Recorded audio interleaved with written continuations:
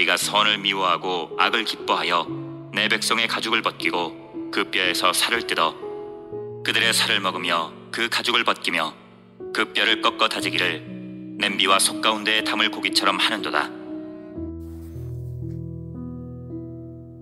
너희가 내 백성의 가죽을 벗기고 그 뼈에서 살을 뜯어 그들의 살을 먹으며 그 가죽을 벗기며 그 뼈를 꺾어 다지기를 냄비와 솥 가운데에 담을 고기처럼 하는도다 라고 하였습니다. 본문은 성경에서 쉽게 찾아볼 수 없는 참으로 잔인한 표현의 말씀입니다. 여기서 미가는 당시 정치 지도자들이 얼마나 사악하고 잔인한 방법으로 백성들을 핍박하며 착취하였는지를 양을 도살하여 잡아먹는 장면에 빗대어 고발하고 있는 것입니다. 미가의 시각에서 서민의 지도층들은 백성을 자신이 보호하고 지켜야 할 대상이 아니라 단지 도살하여 잡아먹는 자들로 보였던 것입니다. 그리고 이러한 서민의 지도층들에게 백성들은 더불어 살아갈 이웃 또는 지켜주고 섬겨야 할 대상이 아니라 자기들의 배를 채우기 위한 수단에 지나지 않았던 것입니다.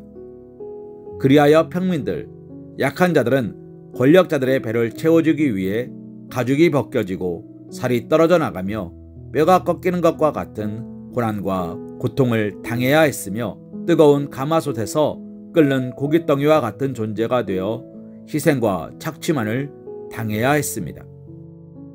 참으로 이스라엘의 권력자들은 백성들을 대할 때 오로지 자기들의 탐욕과 사심을 채우기 위한 수단으로만 대하였습니다.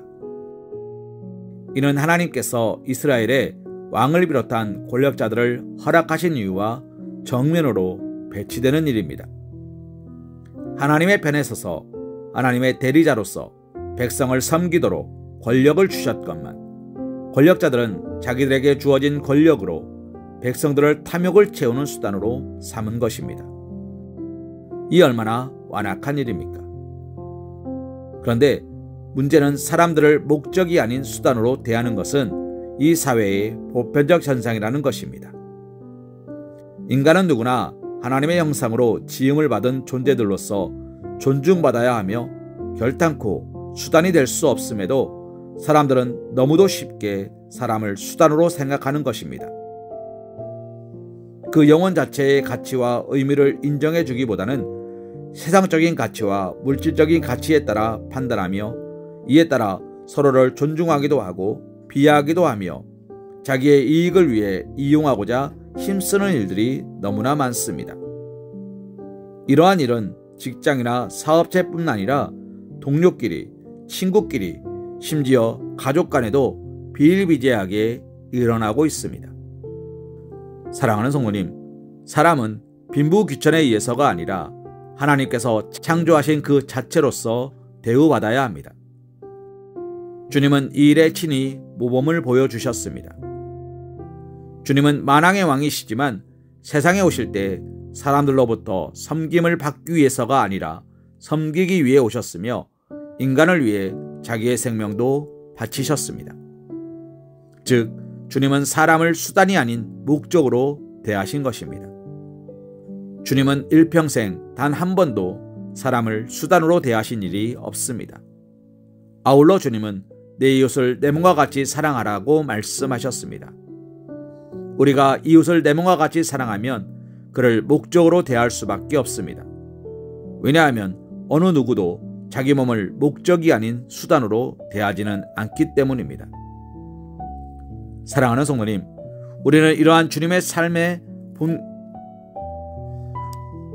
성도님, 우리는 이러한 주님의 삶의 본과 가르침을 따라 살아야 할 것입니다.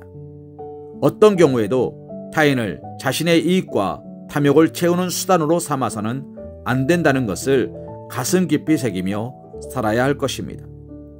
그것이 진정 이 땅에서 사람을 위해 모든 것을 다 내어주시고 우리를 당신의 몸처럼 사랑하신 주님을 본받는 진정한 그리스도인의 합당한 삶의 태도입니다.